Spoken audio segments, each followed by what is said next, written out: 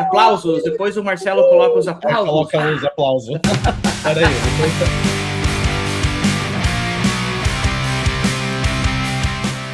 Você está ouvindo Redação Desconecta.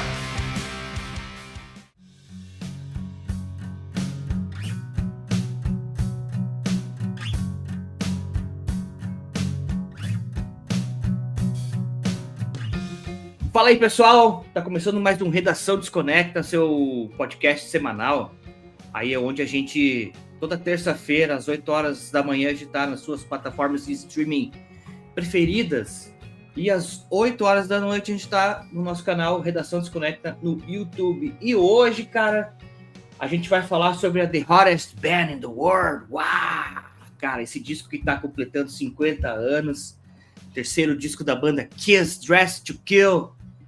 E para abrilhantar hoje, cara, o nosso papo aqui, a gente tá muito feliz, cara. A gente tem a honra, assim, muito grande de contar com esse cara que é uma inspiração aqui pro Desconecta, que é o Igor Miranda, lá do site Igor Miranda, obviamente. Também é redator aí do Rolling Stone. Aplausos. Depois o Marcelo coloca os aplausos. Coloca os aplausos. Peraí, depois... Não, como que é? O balãozinho de festa, assim, né? Vão achar que é meu aniversário. Vão achar que é seu aniversário. Seja bem-vindo, meu irmão. Prazer em tê-lo de volta aí. Prazer é meu, cara. Valeu demais aí pelo convite. Cara, qualquer episódio que for falar de Kiss, pode me chamar, porque eu tenho que elogiar e ao mesmo tempo criticar a banda, né? Boa. Morde soprando, né? Morde soprando. E aqui comigo hoje, a falta de Marcelo Scherer, que está em compromissos familiares. Nós temos aí o número 3 do podcast, que é o Júlio César Mauro. Hoje de férias. Hoje de Olha férias, só. Até o sorriso dele aumentou, férias. cara. Dá uma olhada aí. Pô, precisando, né, Brodinho? O negócio tava feio. O negócio você tem que se cuidar um pouco mais, cara. Ficar até 4 horas da manhã enchendo a cara. Não dá todo dia, não vai rolar. Não pode. Não foi um dia só, não tem erro, não. Tá tudo certo. Tá tudo certo. Bom, cara, a gente vai falar sobre esse disco, como eu falei, que tá completando... Na verdade, completou 50 anos, né? E por uma não sei se ironia do destino, cara, mas sim um acaso dos acasos, no mesmo ano que o disco completa 50 anos, a gente teve a perda aí do cara que participou do disco, que foi o Ace Frehley, né, cara? Que foi uma peça-chave fundamental nesses começo de banda Kiss aí, né? Esse disco aí, cara, ele vem assim no momento, eu acho que é o terceiro disco, como eu falei, né, Igor? Mas o Hotter Than Hell, ele teve assim uma certa dificuldade, talvez uma certa difícil aceitação, né, cara? Talvez não tenha sido assim o disco certo no momento certo. Teve problemas com a turnê e tal, vendas baixas e tudo mais, né? E aí logo na sequência eles lançam esse disco, né? O Dressed to Kill, que daí, se eu estiver falando alguma besteira, você me corrija. É um disco que tem aquele peso, é um pesado, mas é um pesado menos pesado. Ele parece ser um pouco mais pop, né? Porque mudou produtora, a Casa Blanca, a gravadora já tava sem grana, daí tipo, vamos fazer o que der, e, cara, chamaram um produtor de música pop que produziu o Kiss, né, cara? Como que se dá isso aí? Conta pra gente. Na verdade, quem produz o disco é o dono da gravadora, né, que é o Neil Bogart. Então, com a intenção de economizar, né, de poupar, a própria gravadora produz o álbum, e o Neil Bogart, como você bem comentou, é um cara do pop, né? Ele foi bastante decisivo ali no que eles chamam de bubblegum pop, né, daquele movimento das décadas de 50 e 60, que é o oposto do que o Kiss estava tentando fazer, de certa forma, né, em termos de... Claro, o Kiss sempre teve essa veia de trazer grandes refrões, de trazer melodias mais acessíveis, mas era uma banda de guitarras, né? Não era uma mistura meio nada a ver para aquele período, né? Talvez hoje a gente consiga ver de uma forma mais conjunta, mas naquela época uma coisa não tinha nada a ver com a outra.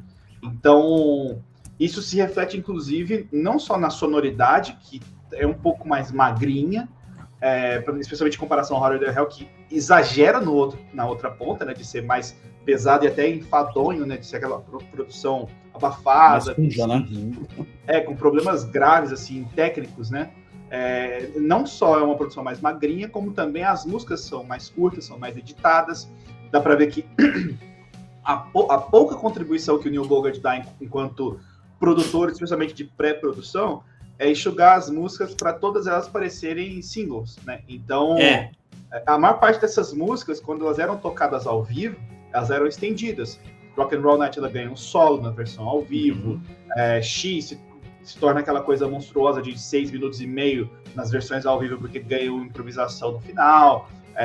Entre outras músicas que, assim, na real, esse disco, eu acho que dos 3 primeiros, ele é o que tem menos versões ao vivo, né? Ele foi o que menos ganhou atenção no repertório dos shows, porque o repertório dos 2 primeiros discos, o track dos 2 primeiros discos, é mais forte. Justamente porque esse disco foi composto na pressa, né?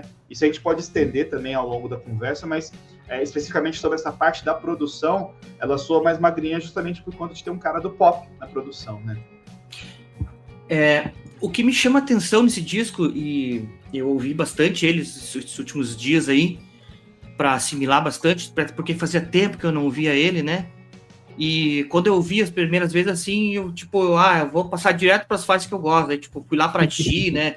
Quando eu conheci, porque quando eu comecei a ficar fã de Kiss foi com aquela coletânea que saiu, não sei que ano que foi, 90 e não sei o quê, que tem Lenny Kravitz, tem Anthrax, tem Garth Brooks, sabe? Aquela coletânea. Ali que eu comecei a dar... Kiss My Ass, essa mesmo. Foi aí que eu comecei a ter, assim, uma admiração maior pela banda, né? Mas o que, assim, me chama a atenção nesse disco, ouvindo assim, é como esse disco, lógico, agora entendendo um pouco mais a história, ficou mais pop, mas como eles têm, assim, as músicas parecem, eu não sei, cara, se é impressão minha ou não, mas é muito parecido com o Slade, assim, sabe, cara, o que o Slade fazia. Essa coisa, assim, meio mais pop, mas também um pouco meio glam em alguns momentos, assim, sabe? Talvez acho que isso aí, por conta disso, assim, também o pessoal demorou um pouco para assimilar, né? Essa receptividade do disco, não?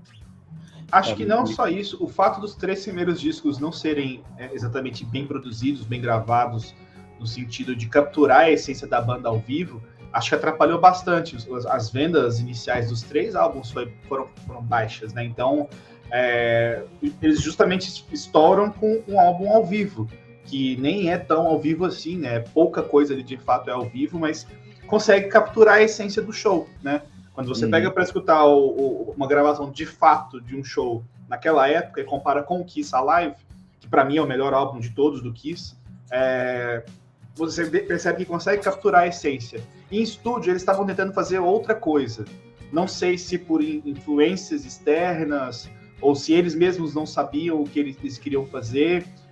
O primeiro álbum do Kiss mesmo era para ter sido produzido pelo Ed Kramer, não pelaquela dupla, né, o Kenny Kerner e o Richie Wise, que nos 2 discos que eles produzem, os 2 têm sonoridade zoada, né? Talvez se eles tivessem trabalhado com o Ed Kramer desde o início, teria funcionado de forma melhor. A essência da banda teria sido capturada nos álbuns, o que não ocorreu, né? Então, a recepção a esses álbuns é muito atrapalhada porque o que você escutava ao vivo era muito diferente do que você escutava no disco, né? Então, ao mesmo tempo que eles estavam construindo um público forte, né, nas turnês e aquilo ali vinha acompanhando a banda de certa forma, no disco não se traduzia. Então, o público que não conseguia ter acesso a um show deles, por exemplo, porque eles não tocavam na cidade do cara, por exemplo, ou não faziam turnês internacionais, não sei até que ponto esses discos chegavam para fora dos Estados Unidos naquela época, mas enfim, as pessoas que não tinham acesso ao show por qualquer razão que seja, elas não escutavam Kiss. Quem escutava Kiss era quem ia no show mesmo, e teria que ser muito fanático para pegar esses discos na época e ouvir e falar assim, nossa, isso aqui é muito bacana. Tanto é que a resposta comercial desses discos é bem baixa, né? É baixa. Você respondeu uma pergunta que eu ia te fazer logo que você terminasse, assim, né? Eu ia te perguntar se você acha que o Kiss é uma banda de música ao vivo, né? E não uma banda de estúdio, né? Porque eu também tenho essa impressão, assim. Eu não sou lá muito fã de Kiss, mas os discos que eu gosto, cara, é sempre os ao vivo do Kiss, né? E é diferente das outras bandas que eu tenho aqui, que raramente eu ouço um disco ao vivo, né? Mas o do Kiss eu prefiro ouvir um disco ao vivo do que um disco de estúdio, né? Não sei se talvez por encher mais o som, assim, nem que seja a plateia fake no fundo, alguma coisa do tipo assim, né? Boa. Mas dá a impressão que o som fica mais cheio, né? A gente vai falar mais pra frente, lógico, né? Mas a própria Rock and Roll Night, cara, ela estourou por causa do Alive, né? Então, porque é muito melhor, né? A versão ao vivo do que a versão desse que tá nesse disco, né? Então eu ia te perguntar isso mesmo, né? Se você achava que o Kiss é uma banda de música ao vivo e menos de estúdio, né? Mas tá respondido já. E de certa forma, isso é um fenômeno que se repete entre as outras bandas de hard rock e glam rock da época, né? Você pega New York Dolls, você pega o próprio Alice Cooper, você pega o Slade, que a gente havia mencionado, eram bandas muito exaltadas por conta de seus shows, né? Porque o Kiss tem uma trajetória ao vivo muito bem documentada, então a gente tem acesso a shows de turnês específicas desde o início para poder comparar e dizer, não, realmente o negócio ali era diferente. Mas esse comentário ele se repetia também entre as outras bandas, né, dessa época. Até o AC/DC, por exemplo, também, até eles se encontrarem em estúdio, e isso porque era produzido inicialmente pelo irmão dos caras, mas até eles se encontrarem em estúdio, já era basicamente o Let There Be Rock pro Power Age. Então, e aí depois eles ainda mudam nessa essência, né? Eu acho que é um mal que a maior parte das bandas de hard rock, de glam rock, desse movimento específico da década de 70 sofriam, né? Agora, quando você coloca, seja bandas mais progressivas, como Pink Floyd e tudo mais, ou bandas que soavam mais pesadas, como Led Zeppelin, como Black Sabbath, essas bandas já conseguiam se virar melhor em estúdio, talvez porque elas tinham uma ideia de som melhor do que essas bandas que talvez focavam mais na composição do que na timbragem, na performance instrumental, né? Você compara um Led Zeppelin, Black Sabbath com o Kiss, não tem jeito, né? O Kiss é muito mais simplório. Então, isso para se traduzir em algo atraente, é mais fácil e mais certeiro de se traduzir no show, né? De ser mais envolvente no show do que na gravação em estúdio. Mas aí também tem a peculiaridade que o Kiss cometeu todos os erros possíveis na questão do estúdio, né? Em 2 anos eles fizeram todas as besteiras possíveis na questão de estúdio, né? Sim. De poupar, de orçamento baixo, de eles estarem trabalhando com uma gravadora que não era gravadora de rock. Eu ainda considero esse lance do Ed Kramer não ter produzido, pelo menos o primeiro disco do Kiss, um erro absurdo, né? Não faz sentido. Mas era basicamente uma questão de meio agenda, meio custos mesmo, né? Pegaram os caras que não eram exatamente grandes produtores naquela época, tentaram 2 vezes, inclusive, deu errado, na 3ª vez tiveram que poupar ainda mais com o próprio presidente da gravadora para fazer a produção. Então, tudo isso acaba influenciando, mas é uma coisa que não é só com o Kiss, eu acho que é geral, né? Sim. Mas enfim, cara, como você falou, né? Eu acho que o problema maior ali mesmo era não ter tanto apoio da gravadora, né? Porque se tivesse talvez mais incentivo, né? Ou mais uma grana rolando a mais, quem sabe eles poderiam ter um tempo maior, né? Eu acho que até o tempo de gravação era curto, porque, veja, a gente falou do Hotter Than Hell, eles foram convidados a se retirar da turnê e já entraram no estúdio, né? Tá no mudo. Tô no mudo? Tá, tô escutando. Agora voltou. Agora você tá no mudo. Agora tá no mudo. Agora eu tô falando. É um mudinho. Eu te Tô escutava falando, no mudo. o Júlio que não tá me ouvindo. Hein? Você que não tá me ouvindo. Mas enfim, cara, eles saíram convidados a se retirar da tour, já entrar no estúdio, quem sabe não tinham assim tanto tempo para fazer as músicas, pouco tempo de compor o disco, né? E, cara, como a gente bem falou aqui, o Kiss era uma banda de palco, né? Sempre foi, né? Eles foram descobertos numa festa que o Ed Kramer tava, né? Quando viu aquilo assim, eles eram uma banda alta, era uma banda pesada, uma banda que procurava isso, né? Então, eu não sei, talvez tivesse com uma outra gravadora, né, mais peso por trás, assim, com mais gabarito, ou sei lá, até mais próprio cash, né, para investir. Quem sabe os discos teriam sido até melhores, né? Eu não sei se era uma questão de orçamento, porque a gravadora investiu dentro das possibilidades. Eu acho que era uma questão de know-how mesmo. Neil Bogart e a Casablanca eram acostumados com artistas de singles, sem essa questão de pensar na obra completa, sem essa questão de pensar no ao vivo também, porque na época os artistas pop, eles não faziam exatamente turnês, né? Eram artistas que faziam as suas vendas, trabalhavam a sua popularidade em rádios, em programas de TV, ainda TV ainda se desenvolvendo e tudo mais. Então eles trabalhavam a sua obra de outras formas, né? Tanto é que no primeiro disco, o Neil Bogart, ele meio que obriga a banda a fazer um cover de Kissing Time, que é um cover de um artista dos anos 50, porque ele queria usar essa música numa competição de beijo, um bagulho que ia ter lá no shopping dos Estados Unidos, um negócio assim, sabe? Para um artista pop teria funcionado horrores, teria sido sensacional, mas para o Kiss já não fazia sentido, né? Então, acho que era muito mais a questão de saber promover o artista, né? De entender aquele nicho que não era exatamente um nicho consolidado, como a gente enxerga hoje, né? O rock, especialmente rock pesado naquele período ainda era uma coisa que a galera estava desbravando, estava tentando entender como é que funcionava. Muita gente ainda imitando as coisas que os Beatles faziam em termos de promoção musical e até de produção musical também.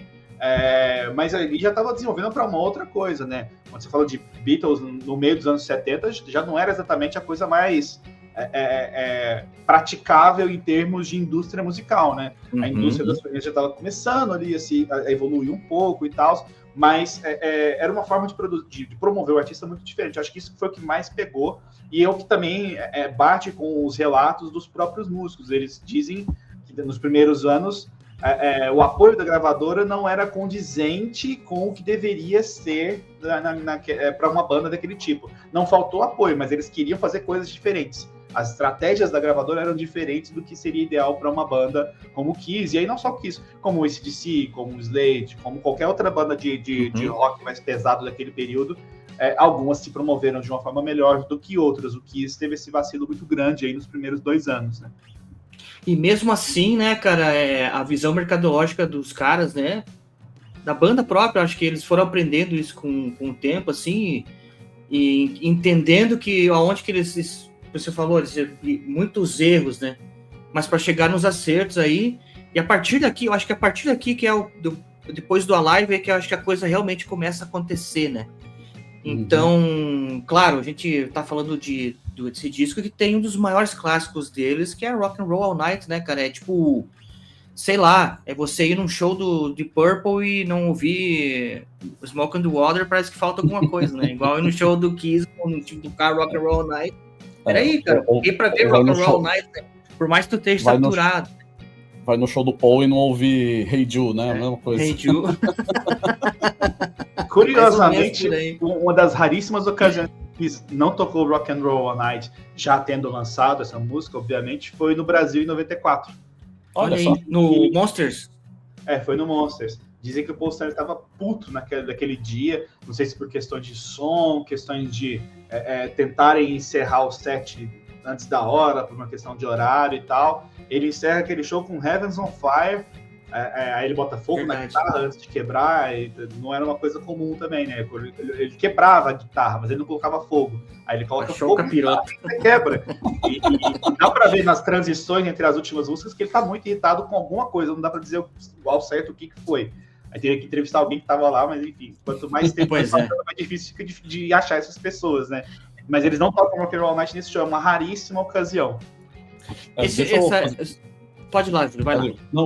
Não, ia falar o seguinte, né? Vocês acham que a partir desse disco que trouxe a identidade que a gente conhece do Kiss hoje, né? Por que eu puxei isso, né? Eu tava até brincando com o Brody mais cedo, tipo assim, cada vez que eu ouço mais Kiss, pra mim, tá na minha cabeça que o Kiss é o Red Hot Chili Peppers dos anos 70, né?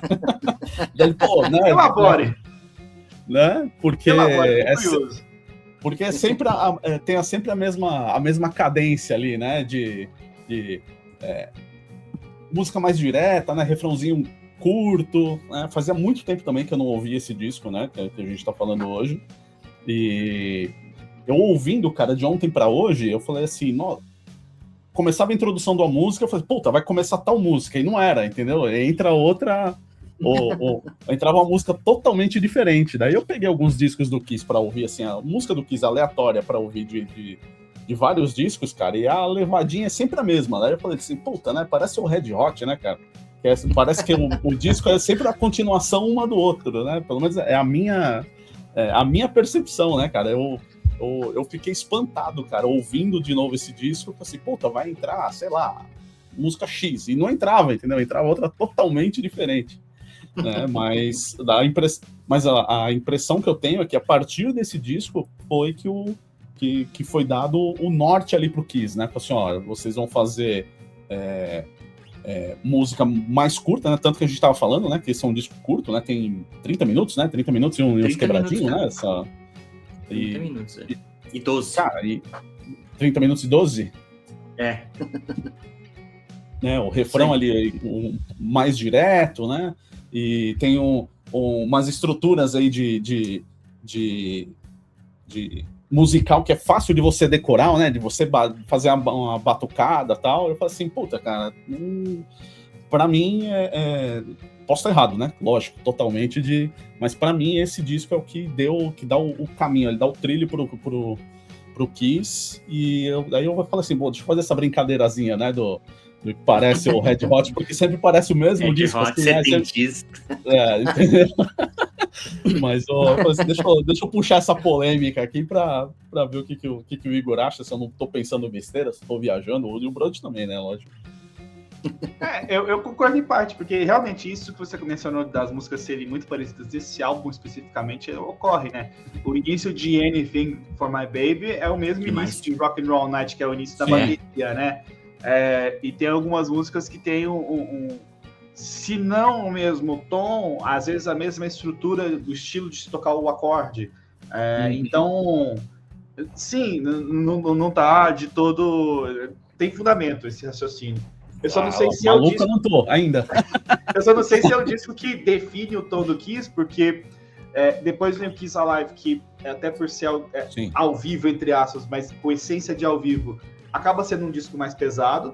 E depois vem o Destroyer, que é um dos discos mais elaborados do Kiss. Que aí vem o Bob Ezrin e ele começa a meter a mão nas composições, né? Ele começa a dizer, não, vocês vão tocar dessa forma. Aí o Ace Frehley tá jogando baralho com os caras, não aparece pra gravar, ele bota o guitarrista dele, que era o Dick Warner, se não me engano, né? Que era o cara do Alice Cooper na época, né? Então, ele faz o negócio ir pra frente. E aí esse disco tem muita cara do Bob Ezrin. Aí eu não sei se eles retomam essa sonoridade do Dress to Kill. Talvez em momentos pontuais do Love Gun, que quando eles fazem aquele som que remete um pouco a anos 50, até aquela cover que eles fazem lá de Dance She Kissed Me, e também lançam uma música como Tomorrow and Tonight, que meio que chegou para ser a continuação, entre aspas, espiritual de Rock and Roll Night, e acabou não sendo, porque não fez sucesso nenhum. Aí você tem algumas referências ao passado do Dress to Kill.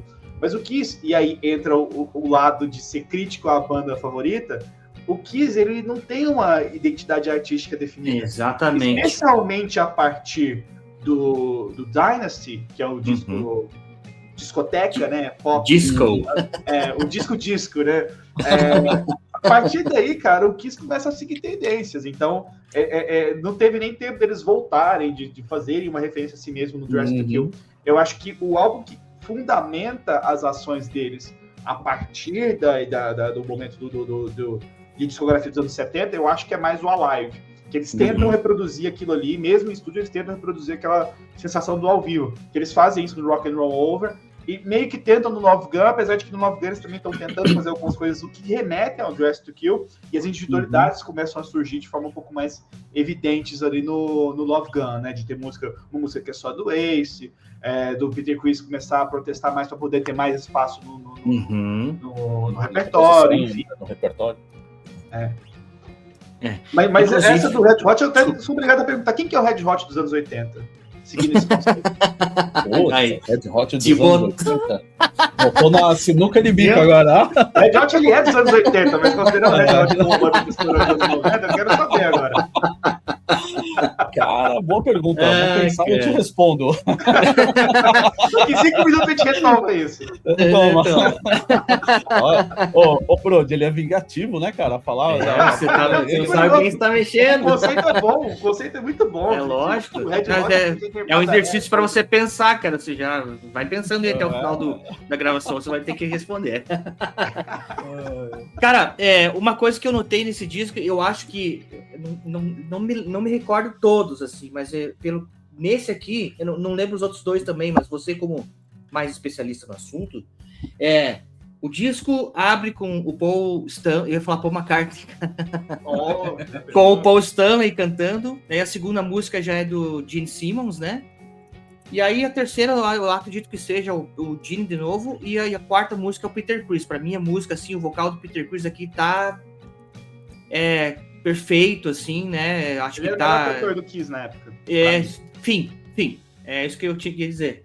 Mas a tendência, talvez, pegando o gancho que o Júlio fala, todos os discos seguem essa mesma linha, com a primeira música sempre sendo do Paul Stanley, a segunda sempre sendo do Gene Simmons, ou em algum momento isso pode ser trocado no futuro? Eu acho que especificamente a primeira música do Paul é uma regra que se repete em quase todos os álbuns, né? Puxando aqui da memória, tem o Revenge, que foge disso, que eles começam com Unholy, que é uma música cantada pelo Gene.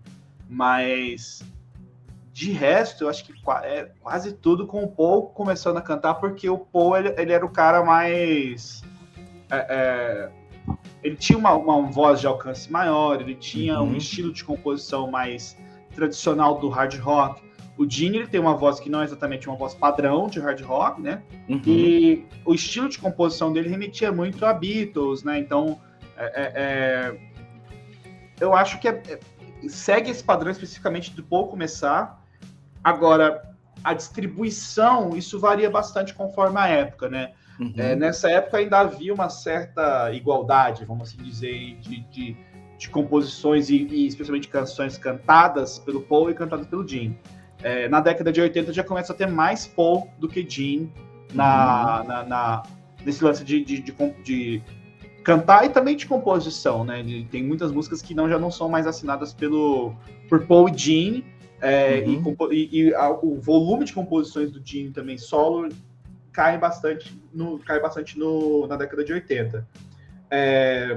O Paul é mais prolífico, de certa forma, também, né? O Gene, concordo. Na verdade, os dois cada um tinha um estilo de composição muito diferente.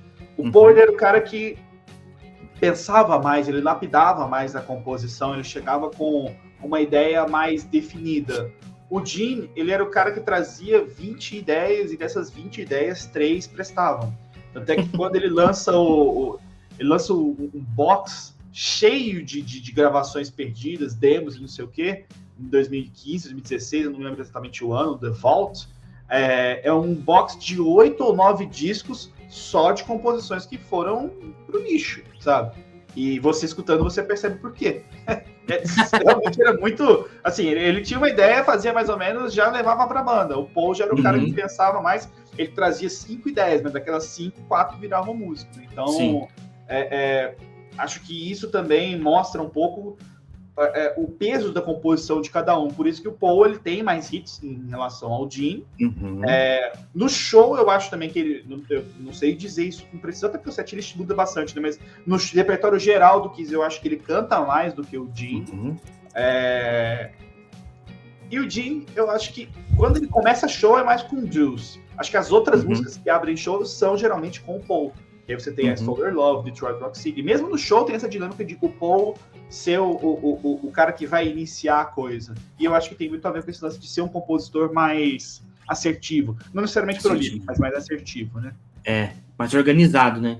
Sim. Um mais organizado, outro mais bagunçado, vai. E outra coisa também de composição, que as músicas que o Peter Criss canta dos primeiros discos, acho que majoritariamente são composições do Paul Stanley.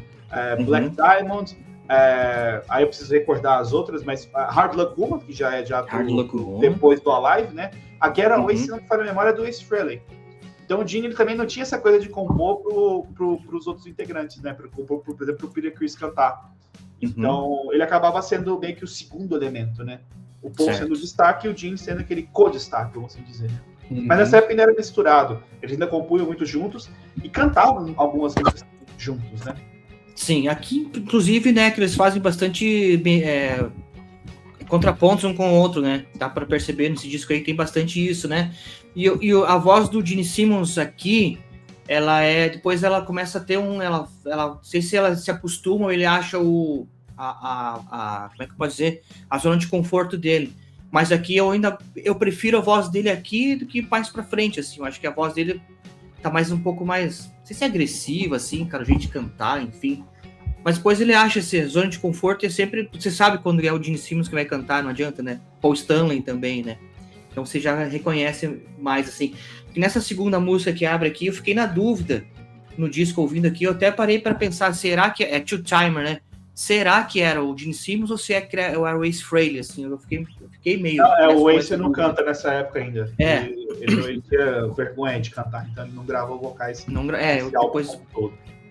Porque é por isso mesmo, porque a voz dele parecia ser um pouco diferente do que depois lá no... Como você falou, na live, no Destroyer pra frente dele, você acho que conta essa zona melhor de conforto aí de... eu acho que o Gene, na verdade, ele entra num personagem depois de God of Thunder, né? Que é uma música que ele já canta de um jeito diferente, aí é aquela coisa meio... estética meio metal, vamos assim dizer, que é da década de 70, mas ainda meio metal. E ele começa a entrar nessa e passa a ter várias músicas a partir daí, de ele colocando uma voz mais grossa e tentando ser o cara, o demônio e não sei o que. Isso. Eu acho que isso até acaba estragando algumas músicas que ele canta no futuro, porque a voz natural dele tem não é exatamente uma voz, como a gente estava falando, de um frontman de hard rock, mas é uma voz bonita, uma voz natural que faz algumas músicas soarem bem. Mas ele acaba se perdendo um pouco no personagem, né? É isso aí. Já que a gente falou aí de música soar bem, né? E o Brody comentou da segunda música, né? Que é Two Times. Two Timer. Two Timer. Cara, pra mim... Não é The Doors, é Kiss. É Kiss. A impressão que eu tive, cara, ouvindo assim, de novo, né? O disco pela primeira vez, novamente, né? Fazia muitos anos que eu não ouvia. Cara, não dá a impressão que essa música tá com um pitchzinho mais baixo do que ela devia tocar, cara? Sei lá, não sei, me incomodou nos ouvidos, assim, ela tá um pouco mais lenta do que talvez seria o normal ali, né? Aí eu falei, puta, será que tem alguma coisa a ver com a música, alguma coisa? Mas eu acabei não procurando isso, né? Mas essa música me chamou a atenção de novo, né? Por ela estar mais...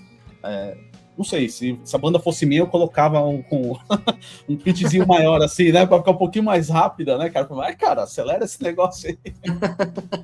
Não sei se vocês tiveram essa impressão também, né? Mas pra mim essa digamos assim, que me incomodou, né? Ouvindo de novo. Ela é mais lenta e na época existia uma coisa de você acelerar ou desacelerar um pouco a fita, visando um objetivo específico, né?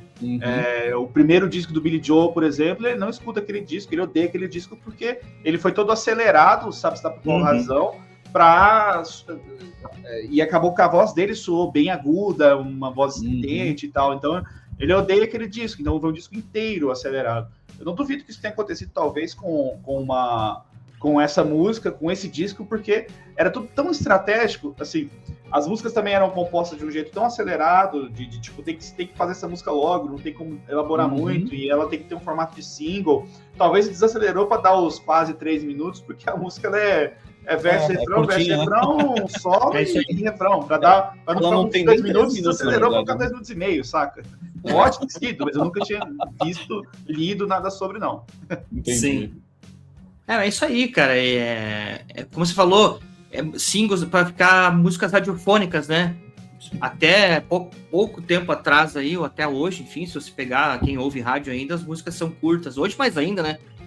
Você pega aí a música, ela tem que já prender atenção nos, sei lá, 5 segundos iniciais, prender atenção, já não pega, né? Mas ali era para isso mesmo, para quem sabe tocar na rádio, né? E, cara, pode ser sim, né? Porque quem era mestre em fazer isso eram os Beatles, né? Então eles gravavam uma música de um jeito, aceleravam e colocavam uma voz em cima, né? Faziam a instrumental. Tipo, Rain foi assim, né? A música Rain, dos Beatles, ela era mais rápida. Daí eles baixam a gravação para chegar Parece que ela fica um pouco mais gordinha, né? E tem outras também que eles gravam mais lentinho, eles aceleram eles gravam a voz em cima. Então, pode ser que isso tenha acontecido aqui também, por que não, né? Só saberemos se entrevistarmos algum deles um dia, né? O Igor que vai entrevistar. Mas 50 anos depois, eu duvido que esses caras lembrem, né? Ah, pois vão falar, né? Não lembro nem que eu comi ontem, ele vai falar. Cara, isso de comentar sobre músicas especificamente, o Kiss ele tem uma das biografias mais legais, pelo menos uma sessão, que é o Kiss por Trás da Máscara, que eles comentam sobre todas as músicas de todos os discos. Tem uma sessão de discografia que é expandida e os próprios integrantes e pessoas também relacionadas, né, empresário, produtor, etc., comentam sobre todas as músicas. Eu vou até revisitar, mas assim, eu não acho que tenha um comentário muito expandido sobre essa música, porque ela não foi uma música que se tornou um clássico, um hit. Então, assim, as músicas menos conhecidas têm comentários mais curtos. Aí nos clássicos é uma página inteira dos caras falando. Tipo, Rock and Roll All Night é uma página inteira, né? Então, é natural. Mas não faz sentido isso, não é nada despropositado, não, esse raciocínio aí. Talvez tenha acontecido até em outras músicas aí também, tenha ficado natural e a gente não tenha percebido, né? Sim. Outra coisa que chama bastante atenção nesse disco é a capa também, né? A capa, eles realmente vestidos para matar, né, cara? E quando você pega eu agora não sei se é a capa original, a contracapa, que tem aquele efeito negativo, que você olha pra cara, principalmente do Gene Simmons, né, cara? Ele parece o It, cara, assim, tem um negócio monstruoso, assim.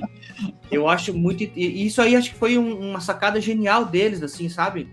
Só que, tipo assim, se você for analisar o disco, assim, pela capa, tipo assim, nunca julga o disco pela capa, né? Porque você pega o que tem dentro, parece que é meio um contraponto, assim, né, Igor? Cara, de certa forma, apesar de que esse é o disco mais, não diria mais elegante, mas é um dos discos mais acessíveis, então até faz sentido essa coisa de estar bonitinho e tal, meio que pra entrar na casa da senhorinha que comprava o disco a partir da capa, não sei. De toda forma, é bizarro, porque você olha de fato, né, você olha a contracapa lá, a imagem reversa, né, bizarra, e o Gene Simmons naquele terno, que é um terno emprestado, né? Na história que eles contam lá, é o terno de uma outra pessoa, né? Eu não recordo também de quem. Você vê que o terno tá curto, né? O terno não cabe nele, ele é mais alto, né? Eu vou até pesquisar aqui quem que emprestou o terno, não sei se foi o Neil Bogart, alguém emprestou. Lendo aqui, dos 4 integrantes, o único que tinha terno era o Peter Criss. Os outros não tinham terno, então eles tiveram que pegar ternos emprestados. Daí, o desgraçado. E aí o Jim pega de alguém que não era o tamanho, além de ele estar usando tamancos, né? Tamancos, né? Mas, ó, se você for perceber, cara... Não, falei. Se for perceber, o Gene Simmons lançou moda muito antes, né, cara? Tipo, ele poderia muito bem ter sido um corretor de imóveis. Isso que eu ia falar, ele é colega teu, né, Brody? É, né? Porque hoje em dia, você pega esses corretores mais, lá, de altíssimo padrão, os caras estão desse jeito aí, com essas calcinhas minha boca aí, com a minha caneca, parecia calça do Mazzaropi, né, cara? Calça do Mazzaropi. Como diz minha mãe, né, calça de pular brejo, né? Calça de pular brejo. Você tem, assim, alguma informação de qual foi a vendagem desse disco? Não sei se você pegou aí, Júlio, ou você tem... Não, mas...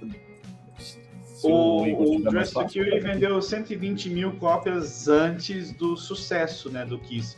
Porque hoje acho que esses discos já são todos ouro ou platina, porque o Alive puxou as vendas dele para cima, né? E o legado com o tempo também. O Dress to Kill hoje ele já é disco de ouro nos Estados Unidos, então ele vendeu mais de 500 mil. Mas na época ele vendeu 120 mil. Eu lembro que era sempre na faixa de 100 e alguma coisa mil.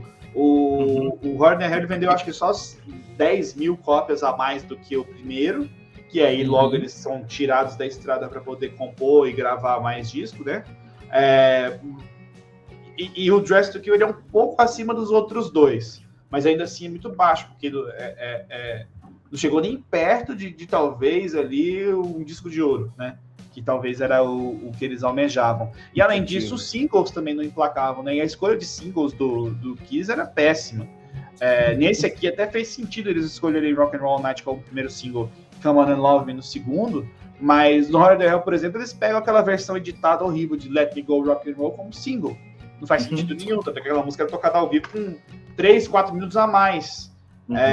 E no primeiro álbum eles pegam Nothing to Lose, Strutter e Kissing Time. Eu não sei se foi exatamente nessa ordem. Strutter se tornou um clássico, mas Nothing to Lose e Kissing Time, especialmente Kissing Time, não são exatamente músicas de single, né? E nem representativas do que é o Kiss. Então, não era só que os álbuns vendiam mal, mas os singles também vendiam mal.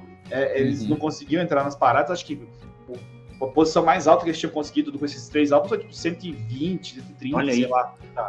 Depois que alavanca, né? O Dress to Kill vai para acho que 30, uma coisa assim, mas 32, a posição mais alta que eles tinham alcançado era de 100 e alguma coisa. Então, para uma gravadora do porte da Casa Blanca, que não era exatamente uma gigantesca gravadora, mas era uma gravadora que já tinha seus hits, já tinha seus trabalhos de sucesso, era muito pouco, né? É pouco, Mas isso aí, como você falou, cara, você acha que isso aí era a gravadora que escolhia? Ou era os músicos que não tinham certo ainda esse tarimba, esse feeling ainda? Pode ser que seja a gravadora, na real, né? Porque eu acho que, tirando bandas como Led Zeppelin, que tinha o controle completo da obra, Beatles, que tinham uma força muito grande no controle da obra, acho que normalmente quem escolhe mesmo é a gravadora, o pessoal que trabalha para o selo, né? Então, e eu não sei se essa escolha seria boa de toda forma se ficasse na mão dos músicos também, porque eles eram muito... músico já é meio sem noção, né? Eles mais ainda, eles não tinham noção de realidade. Você vê pelas as entrevistas que eles davam na década de 70, tipo, sabe? Eles não tinham muita noção. Essa ideia, esse conceito de o que se tornar uma máquina de negócio e tudo mais, ele começa ali nas mãos do Bill Aucoin, na verdade, que era o empresário, e também do Neil Bogart, que vende uma pegada do pop, né? Então ele já tinha uma veia mais comercial do que o normal das gravadoras, que eram mais rock ou que eram mais gerais e tinham funcionários específicos para a seção de rock, não sei dizer. Não é que o Gene e o Paul eram gênios dos negócios, não, era realmente fraco, só que eles aceitavam, eles estavam ali de certa forma, gratos por ter a oportunidade com a gravadora, então acho que era muita escolha de outros, escolha de terceiros, mas eu também não acho que eles conseguiriam fazer uma escolha sensata em relação a singles, promocional, etc. Isso aí. Quer que falar, Júlio?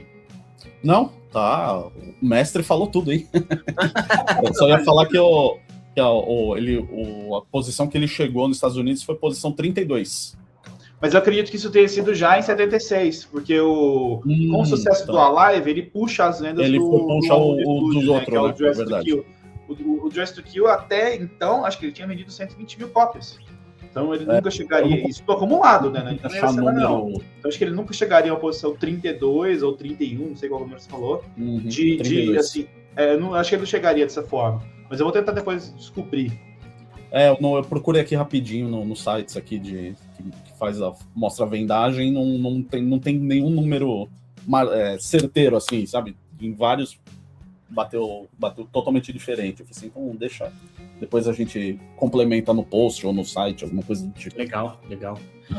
Cara, e assim, a gente também tem que levar em consideração que eram anos 70, né? 75, muita coisa lançada, né, cara? Você tinha aí, a gente falou de várias bandas aí, mas tipo AC/DC, Status Quo, Aerosmith também, né, cara? O próprio Grand Funk, assim, Rush, né, cara, surgindo. E aí, tipo, é difícil, assim, talvez querer, assim, furar essa bolha, né, com um som, assim, médio, vamos dizer assim. Não vamos assim, também denegrir tanto a imagem do Kiss, porque depois é o Kiss que a gente conhece, né? Mas é um disco, assim, que é meia boca, não é, assim, o melhor disco do Kiss, né? Eu até acho que vocês concordam comigo. É um disco bom, tem riffs bem legais, né? Sim. Inclusive, a música Love Her How I Can, eles fazem um solo, eu não sei se é teclado, ou a guitarra emulando um tecladinho, uma coisa que parece que puxa ali, uma coisa meio progressiva naquela hora antes do pré-refrão ali. Então, assim, músicas legais, um grande clássico aí no meio, né? Que é o Rock and Roll All Night, mas no geral, assim, eu sei lá, cara, eu me arrisco a dizer que deve ser um disco nota 6, nota 7, por aí, né? Não mais do que isso, concorda? Mais ou menos isso. Sim, e tem algum... E pelo menos para mim, a terceira música lá, cara, não precisava nem estar nesse álbum, né? A Ladies in Waiting, né? Não sei. Ladies in Waiting. Musiquinha chata essa, digamos assim. Mas eu tô com você, Brody. Aí uma noite, ó, uma nota 6,5, estourando um 7 aí, por causa da última música. Mas não passa muito disso, não. Mas tem discos melhores do que isso, com certeza. Eu acho que dos discos da formação clássica, esse deve ter sido o que eu menos escutei. Porque quando eu queria escutar as músicas desse álbum, eu ia direto no Alive. O primeiro álbum até tem um pouco do charme de ser o primeiro álbum, tem algumas performances, tem muito de Ace Frehley, né, que ele acaba sendo muito podado nesse disco, dentro do Dress to Kill, porque era um disco para ser mais pop, né, então dá para sentir que talvez poderia ter tido mais solos ou mais hits dele, não tem tanto assim. O Hotter Than Hell, mesmo com a gravação abafada, tem muito de Ace, então ele sendo o meu integrante favorito, acho que integrante favorito da maior parte dos fãs de Kiss. Ele aparece muito mais nesses 2 primeiros álbuns, então o terceiro ele fica mais apagado. Acho que isso interfere muito, sabe, no resultado final. E quando você quer ouvir uma música, por exemplo, você quer ouvir Rock Bottom, ou você pega a versão do Alive, ou você pega a versão do Unplugged, de 2 décadas depois, né? Come On and Love Me, versão do Alive, muito melhor. Rock and Roll Night, mesma coisa. She, nem se fala. Aí tem uma outra música que tá perdida ali no Dress to Kill, que não tem outra versão, por exemplo, Love Her All I Can, que é uma música, um clássico B, vamos assim dizer, né? Os fãs gostam muito, mas não é exatamente um clássico. Só tem ali para você escutar. E aí tem músicas, tipo, as músicas do Gene Simmons nesse disco especial são músicas descartáveis, né? Tipo, você pega Ladies in Waiting, que é uma música fraca, Two Timer, que tem essa coisa que parece que tá com o freio de mão puxado. Ele, na verdade, ele tem... Ele canta o quê? 2, 3 músicas nesse disco? Acho que... acho que 2. Rock and Roll Night é uma composição dele com o Paul. Então, só o Gene cantando, mas tem a mão do Paul ali. She é uma música do Gene com o parceiro antigo dele, até que essa música é do Wicked Lester, né, do projeto Pré-Kiss, mas é cantada junto do Paul. Músicas 100% Gene, que são só Two Timer e Ladies in Waiting. Ele canta sozinho Rock and Roll Night, mas é uma composição junto do Paul. Cara, é muito pouco, né? Então o Paul, ele meio que já carrega esse disco meio que nas costas, né? De certa forma. E as músicas preferidas aí?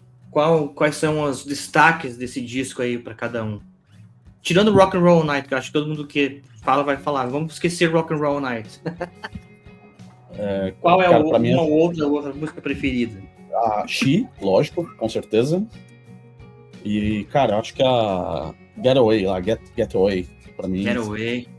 Getaway falando as duas assim que eu lembro de cabeça, assim. E lógico, né, a Rock and Roll, que é essa é a música que você... De novo, né, Brody? Aquilo que a gente sempre fala, né? Toca duas notas da música, a gente já sabe o que vem aí, né? Já sabe o que é. Então, pra mim, essas duas aí são os destaques do disco. Pra você. No meu caso, eu acho que She, mas considerando a versão do Alive, obviamente. Sim. Mas pelo que ela trouxe, né? Sim, a música em si, não necessariamente a gravação que tá lá, né? Sim. E Love Her All I Can também, uma puta música que... eu não sei se vocês já escutaram, mas o Corey Taylor fez uma versão recente dessa música também que ficou... É verdade. Ele fez uma versão de Got to Choose. Só que ele toca no final Love Her All I Can, é como se ele acertasse a velocidade que tinha que ser. Ele bota um pouquinho mais rápido, mas aquela velocidade ideal. É bem o trechinho final que ele toca, né? E o solo dessa música também é fenomenal. É um solo de guitarra, só que é um solo com uma influência country, né? Eu não sei se ele eu acho que ele toca com palheta, mas é como se ele estivesse tocando com o dedo mesmo, a mão direita com o dedo. Então, tipo, é uma técnica diferente, é um som diferente, é uma coisa que você não espera. Você tá ouvindo aquela música, do nada entra aquilo ali. Acho que esse álbum falta muito esse elemento surpresa, e nessa música tem. Então eu colocaria essas duas aí como destaque. E o lance de Rock and Roll Night, que assim, o fã de Kiss mesmo, ele já tá de saco cheio da música. No show ele vai pirar, mas em casa ele não vai ouvir, né? Mas é uma música que obviamente tem os seus grandes méritos, né? Acho que é uma música que fez o Kiss estourar, né? Então, eu ia falar, eu acho que foi o primeiro grande sucesso deles, né?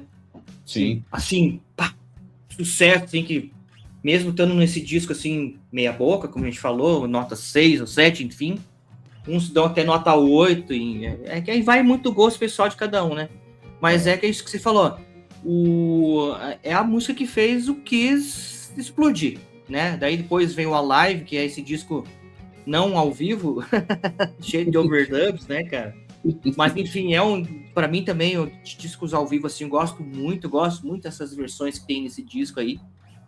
E, cara, eu gosto muito dessas que você falou mesmo, que é Love Her How I Can e Getaway, cara, porque o vocal do Peter Criss aqui, pra mim, é assim, aquela coisa rasgada, como você falou, era o melhor cantor do Kiss, né?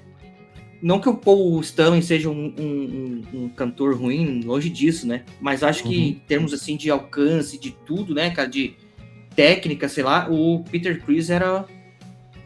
A palavra certa era o fodão, né? E na época, né? Claro que assim, o Paul Stanley depois ele evolui muito como cantor, né? Ele se torna um cara de alcances, né, de fazer malabarismo com a voz, né? No fim dos anos 70 e especialmente já na década de 80, né? Mas nessa época o Peter Criss ele não era só o melhor cantor, ele era o melhor músico no geral do Kiss. Ele era o músico mais experiente, ele é mais velho, né? Na época que esses caras estavam com 22, 23, ele já estava com 27, 28, ele tinha uma experiência maior. Ele fez aula com o Gene Krupa de bateria. Nos primeiros shows, se você pega para ouvir os bootlegs lá dos anos de 73, 74, é ele quem se comunica com o público, mesmo ele sendo baterista.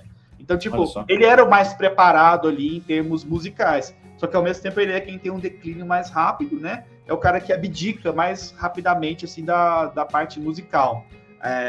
E além de... O pessoal falava que ele era muito difícil, né, de se lidar. Mas musicalmente falando, ele era o cara mais foda na banda nessa época. Não só de canto, mas de habilidade instrumental mesmo, né? O Ace tinha muito lance de ser a alma, de ser o cara que arrancava um negócio diferente, da genialidade, vou assim dizer. Mas de ser tecnicamente apto, o Peter Criss ele era imbatível nessa época.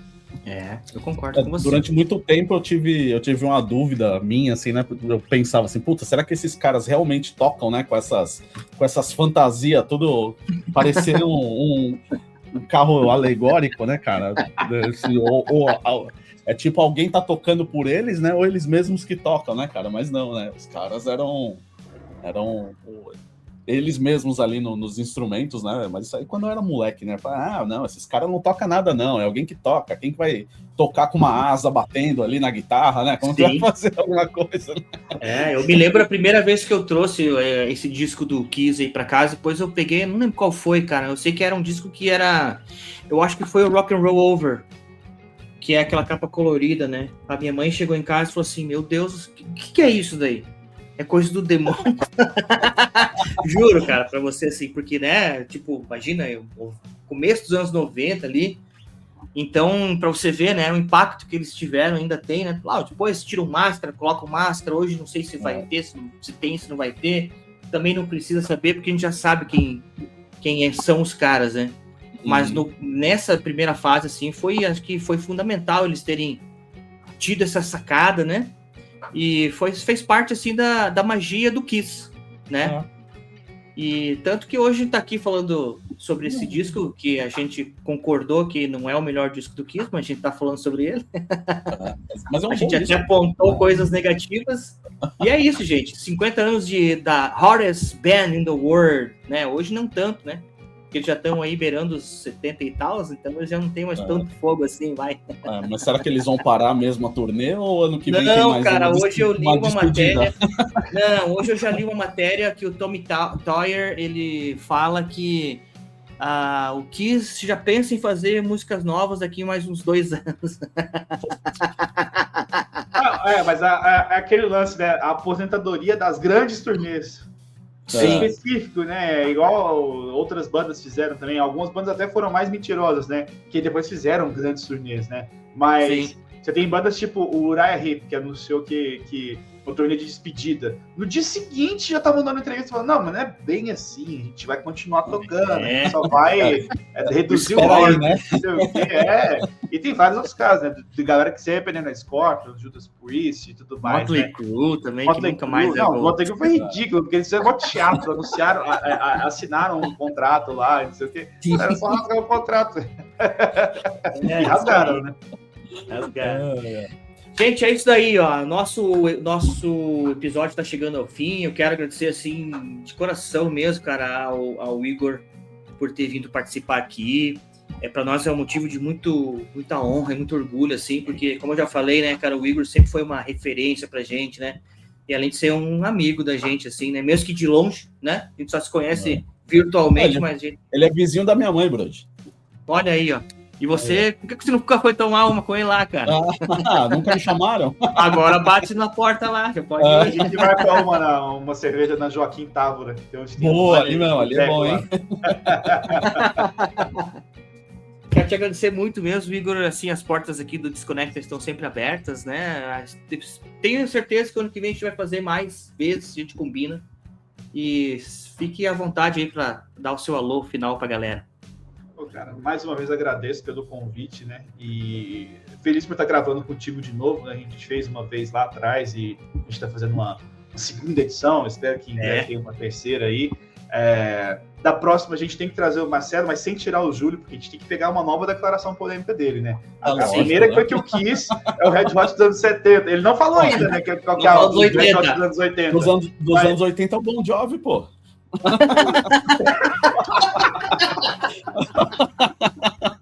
Engraçado que tem realmente umas músicas do Bon Jovi que são meio parecidas. Então, pô, eu tava pensando, dei uma olhada nos discos aqui, eu até anotei aqui no papel. Assim, olhou de lá e bateu. Muito bom. Aí a gente tem que arrumar uma próxima polêmica pro próximo, né? Quando a gente for fazer os 50 anos do Destroy, a gente tem que achar uma nova. Então a gente já vai armar uma aqui, cara. Vamos deixar combinado que eu, você e o Júlio. O próximo episódio que a gente vai falar sobre o Led Zeppelin, qualquer disco do Led Zeppelin, cara. Mas o Marcelo tem que participar. O Marcelo tem que participar. Ele odeia Led Zeppelin, cara, mas a gente vai fazer ele participar. Tá brincando. O Marcelo prefere ouvir Los Hermanos do que Led Zeppelin. Caraca. Que isso. Já queimou o filme do cara, só porque ele não tá aqui.